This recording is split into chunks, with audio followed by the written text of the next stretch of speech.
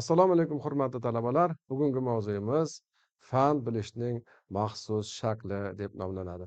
Keling, hozir biz siz bilan o'sha mavzuni e, rejasi bilan tanishib olamiz. Mavzuyimizni birinchi rejasiga ko'ra biz fan tasnifiga oid qarashlarning tarixiga e'tibor qaratamiz. Keyin dinamik va statik qonunlar to'g'risida gaplashamiz. Keyingisida ilmiylikning mantiqiy mezonlari, analitik va sintetik bilimlarni o'zimizcha tahlil qilib ko'ramiz. Hurmatli talabalar, avvalambor darsning maqsadi bilan tanishamiz. Birinchi navbatda biz talabalarga fanlar tasnifi, tarix xalqi bilimlarini berishni, dinamik va statik qonuniyatlarning farqini anglatishni, ilmiylikning mantiqiy mezonini tushuntirishni va analitik va sintetik bilimlarni taqqoslab ko'rsatishni niyat qilganmiz shu darsimizda va ana shu yo'nalishdan boramiz. Fanning tarixi to'g'risida avvalgi darslarimizda ham gaplashganmiz, lekin fanlarning tasnifi bo'yicha biz hali o'tgan darsimizda aniq bir bilimlarni bermaganmiz. Shuning uchun bugun biz darsdan avval o'sha Aristotel davriga qaytamiz. Aristotel bilimlarni tabiiy, nazariy va amaliy fanlarga ajratgan. Bilasiz, ikkinchi muallim degan nom bilan ataladigan vatandoshimiz Abu Nasr Farabiy ham aynan Aristotel maktabining vakili, ya'ni o'sha Aristotelning peripatetiklar maktabining sharqdagi namoyandasi. Mashoyinlikning, ya'ni sharq peripatetizmining asoschilaridan bittasi hisoblanadi. Farabiy bilimlarning ijtimoiy va tabiiy qarashlarga ajratgan. O'sha o'rta asrlarga xos bo'lgan davrda, hali texnika taraqqiyoti bo'lmagan davrdagi bu tavsiflar o'z o'rnidan juda katta ahamiyatga ega bo'lgan. Endi fanlar tasnifi bo'yicha Fransis Bacon bir necha metodlarni tashkil qiladi va o'zining induktiv metodi va tajribaga asoslangan fanlarni, ya'ni empirik fanlarni alohida ajratadi. Endi biz albatta fan tarixiga e'tibor qaratganimizda August Kont to'g'risida gapirmasligimiz iloji yo'q, chunki August Kont birinchi bo'lib o'sha oldingi teologik davr, ya'ni din bilan aralash bo'lgan tafakkurni ajratib pozitiv fikrlashni, ya'ni pozitivizmga asos soldi va u o'sha fanlarning tarixini 3 qismga ajratgan. Birinchisi teologik davr, u qadimgi zamonlardan 1300-yillargacha bo'lgan davrni qamrab oladi. Ikkinchi davr metafizik davr, bu 1300-yildan 1800-yillargacha bo'lgan davrni qamraydi va nihoyat ilmiy davr 19-asrdan boshlanishini ko'rsatib o'tgan. E'tiborlaringiz uchun yana eslatib o'taman, Immanuel Kant aynan 19-asrda yashab o'tgan va sotsiologiyaga, pozitivizmga asoslagan inson. Fanlarni o'rganayotganimizda umuman fan to'g'risidagi tasavvurlarimizni to'g'irlab olishimiz uchun bizda dinamika va statika degan tushunchalarni tushunib olishimiz kerak bo'ladi. Dinamika bu tabiiy sharoitda yoki umuman turli fanlar sohasida ham tadrijiy rivojlanishni anglatadi. O'sha statik qonuniyatlarga ko'ra esa fandagi to'satdan bo'ladigan ehtimoliy holatlar ham nazarda tutiladi. Keling, bu to'g'risida biz batafsil gaplashib o'tamiz. Mana dinamik qonunlar deganimizda osmonda uchayotgan samolyotni olishimiz mumkin. Osmonda uchayotgan samolyot o'zining tezligiga ko'ra, o'sha uchun qancha tezlik berayotgan bo'lsa, uning oshib borishiga ko'ra ma'lum bir masofani o'tib boradi. Yoki jamiyatdagi iqtisodiy o'sishlar, tabiatdagi evolyutsiya, harakat va vaqt bilan bog'liq jarayonlarning hammasini biz o'zgartirib bo'lmas dinamik qonunlar bilangina tavsiflab, ta'riflab berishimiz mumkin. Ana endi biz e'tibor bering, statik qonunlarga nima qilamiz? Bunda barqaror va o'zgarmas holatlar tavsiflanadi. Fizikadagi muvozanatlar qonuni, geometrik nisbatlar tizimining hozirgi holatini tasvirlashi, bular hammasi o'sha statik qonunlarni anglatadi. Statik qonunlarga ko'ra biz aniq bir dinamikadagidek aniqliklarni emas, undagi ehtimollarni ham ko'rishimiz mumkin bo'ladi. Fanning o'zi mavjudligiga ko'ra umuman fanni biz tushunib olishimiz uchun yoki fanning boshqa nazariyalardan farqlanishi uchun albatta ilmiy mezonlarga bo'ysunish kerak. Ilmiy mezonlar nimalarni o'z ichiga oladi? Birinchidan, siz aytayotgan yoki siz tavsiflayotgan fan aniq bir obyektivlikda ko'rsatish kerak. Obyektivlik nima? Obyektivlik bu bizning ongimizdan tashqarida bo'layotgan voqeliklarning hammasi obyektivlik deb ataladi. Ya'ni faqatgina subyekt bilan bog'liq bo'lishi kerak emas. Aksincha, o'sha obyektning o'zining o'rganilishi subyekt tomonidan amalga oshiriladi. Ya'ni o'rganishda obyekt va subyekt tushunchasi bor. Obyekt o'rganilayotgan narsa bo'ladigan bo'lsa va narsa yoki predmet, hodisalar bo'ladigan bo'lsa, uni o'rganayotgan inson yoki ma'lum bir ilmiy jamoa bu subyekt hisoblanadi. Har bitta biz aytayotgan fikrimiz ilmiy deb atalishi uchun u dalillarga asoslangan bo'lishi kerak. Dalillar fan tilida argument deb ataladi. Har bitta aytayotgan fikringiz albatta ma'lum bir argument bilan tasdiqlanishi kerak bo'ladi. Argument hali aniq isbot degani emas. Siz isbot uchun keltirayotgan dalil bu. O'sha dalil bilan biz keyingi xulosalarga va isbotga yetib kelamiz. Endi fanning yana bir jihati, siz yaratayotgan narsa sinovdan o'tishi mumkin bo'lishi kerak. Siz bir nazariyani aytdingiz, u ma'lum bir tajribadan, ma'lum bir tadqiqotlardan o'tishi kerak. Agar ma'lum bir tajriba yoki tadqiqotlardan o'tmas ekan, biz uni aniq fanga yoki fanning bir elementi sifatida qabul qila olmaymiz. Yoki soxtalashtirishning rad etilishi. Sizning o'sha berayotgan fikrlaringiz hammasi dalillar bilan isbotlangandan keyin, u tajribadan o'tkazilgandan keyin uni saqlashtirishning imkoniyati bo'lmasi kerak.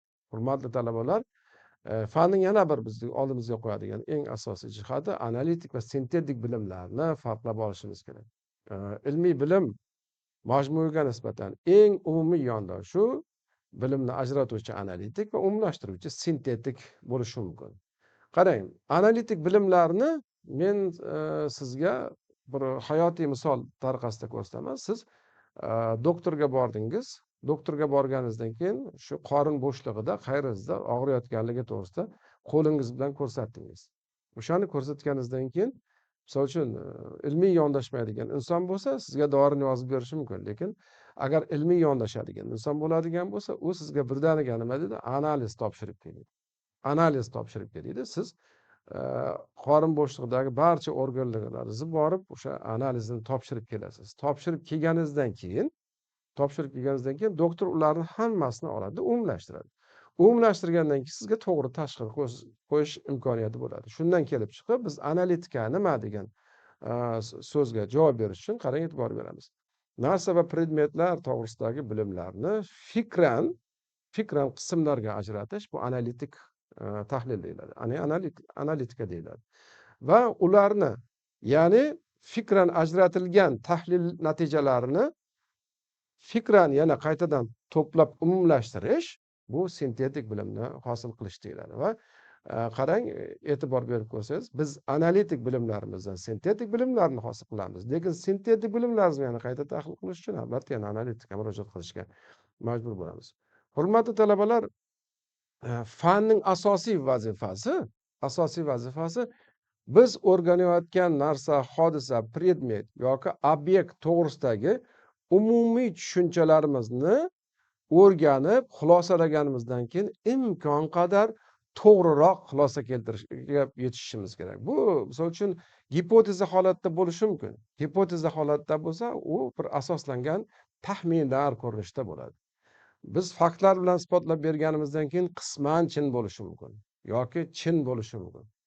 Lekin fan faqatgina bu bilan to'xtab qolmaydi. Fanda mutlaq haqiqat degan tushuncha bo'ladi. Mutlaq haqiqatlar ham nisbiy. Mutlaq haqiqatlarni biz o'sha o'zimizcha turli xil ta'riflar bilan, tavsiflarimiz bilan tavsiflaymiz. Lekin biz aytgan aniq bir keltirilgan faktlar juda ko'p o'zgarishi mumkin. Ammo lekin shunaqangi berilgan tavsiflar ham bo'ladiki, u haqiqatga juda yaqin bo'ladi. Shuning uchun keling shu o'rinda bitta narsani tilga olib o'tamiz. Misol uchun, Alisher Navoiy 1441-yil tug'ilgan degan so'z bor. O'sha so'zni biz aniq haqiqat deb qabul qila olamizmi degan savol tug'iladi. To'g'ri, aniq haqiqat deb qabul qilamiz. Nega? Alisher Navoiyning tug'ilgan kuni albatta o'z davrida ma'lum bo'lmagan.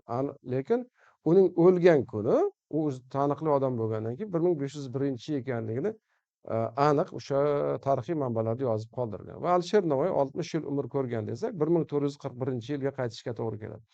Lekin hozirgi milodiy yil hisobi bilan o'sha davrdagi hijriy yil hisobidagi farqlarni aniqlab chiqish kerak bo'ladi. O'sha matematik yo'l bilan o'sha xronologlar, ya'ni sonlamachilar tomonidan aniq hisoblab chiqilgandan keyin buning aniq sanasigacha, o'sha tug'ilgan kunigacha aniqlash imkoniyatini beradi. Lekin bunda matematik amallarning to'g'ri bo'lishi asos sanaladi. Endi mutlaq haqiqat tushunchasini tushunayotganimizda o'sha vizual ko'rish orqali mana hozir ko'rsatayotgan tasvirga e'tibor bersangiz, 9 raqamini ikkala tomonda turgan odam uni bir tomondagisi 9, ikkinchi tomondagisi 6 deydi. Fanda bunday holatlar juda ko'p uchraydi. Odamlar o'zlari tomonga ma'lum bir nimani tortishga harakat qiladi. O'zi ko'rib turgan tomondan fikrlaydi. Lekin mutlaq haqiqat bu albatta tajriba, tadqiqotdan o'tgan bo'lishi va uning aniqligi isbotlanishi talab etiladi. Keyingi o'sha rasmga e'tibor bering. Qarang, ma'lum bir prizma ostida ko'rinayotgan yoki ma'lum bir yorug'lik orqali ko'rinayotgan tasvirga e'tibor beradigan bo'lsak, biz ko'rayotgan jism ikki tomondan ikki xil ko'rinadi. Bir tomondan aylana shaklda, ikkinchi tomondan to'rtburchak shaklda. Lekin uning o'sha 3D deymiz-ku, har tomonidan ko'rganimizdan keyin u to'g'risidagi fikrlarimiz haqiqatga yaqinroq bo'ladi. Shuning uchun fan bir yoqlama qarashlarni yoki ma'lum bir narsa to'g'risidagi isbotlanmagan o'sha isbotlashning o'zida vizual tasvirlar yoki aniq qo'l bilan ushlab ko'rish, ya'ni ratsional bilimlar ham ishtirok etadi. Ana shunday bo'lgandagina biz mutlaq haqiqatga erishamiz. Dunyo tarixida kelayotgan narsalar aynan haqiqat mezonlaridan o'tolmaganligi uchun o'zgargan. Dunyo tarixida kelayotgan nazariyalar o'sha mezonlarga javob bermaganligi uchun o'zgargan yoki mezonlar o'zgargani uchun ham almashib borgan. Endi biz o'sha tarixga e'tibor berdik. Bugungi kunda fan qanday tasniflanyapti degan savol tug'iladi. Fanning hali o'sha bugungi kundagi olimlar tomonidan tasnifi biz mana universitetlarda o'rganayotgan yoki tadqiqot qilayotgan fanlarning bari 3 ta qismga bo'ladi. Bularning birinchisi tabiiy fanlar, ikkinchisi ijtimoiy fanlar, uchinchisi texnik fanlar. Bu guruhlar bir-biri bilan qancha farqlansa ham jamul-jam holda ular olamni mumkin qadar to'la tushunib yetish bilan bog'liq umumiy maqsadlarga yo'nalgan va o'shani ko'zlaydi. Hurmatli talabalar, darsimiz oxirida bitta narsani e'tiboringizga qaratamiz. Albatta biz o'qiyotgan darslar hali nazariy bilimlar doirasida bo'lgan va kelajak fani qanday bo'ladi degan tushunchaga ham to'xtatilib o'tishimiz kerak. Kelajakda biz mana shu paytgacha borliqda 3 qismga bo'lib o'rganardik. Mikro dunyo, o'sha makro dunyo yoki mega dunyo. Biz mikro dunyo to'g'risidagi tasavvurlarimizni 19-asr oxirlarida o'zi juda ko'p mikrobiologiya sohasida juda ko'p ishlar amalga oshirilgan yoki mega dunyo to'g'risida ham juda ko'p ilmiy ishlar, boshqalar amalga oshirildi. Ammo lekin 20-asrning eng so'nggi davrida, 90-yillarda nanotexnologiyalar davri boshlandi va biz uchun bugun boshqa vizual bo'lgan o'sha kompyuter bilan bog'liq bo'lgan internet deb ataladigan boshqa bir dunyo ham paydo bo'ldi. Biz bilan parallel yashaydigan, o'zimiz ishtirok etamiz degan, o'zimiz o'sha dunyo bilan qo'shilib yashashga majbur bo'layotgan bunga boshqa dunyo paydo bo'ldi. Bizning dunyoqarashlarimizning o'zgarishiga olib keladigan o'sha robotlar dunyosi, o'sha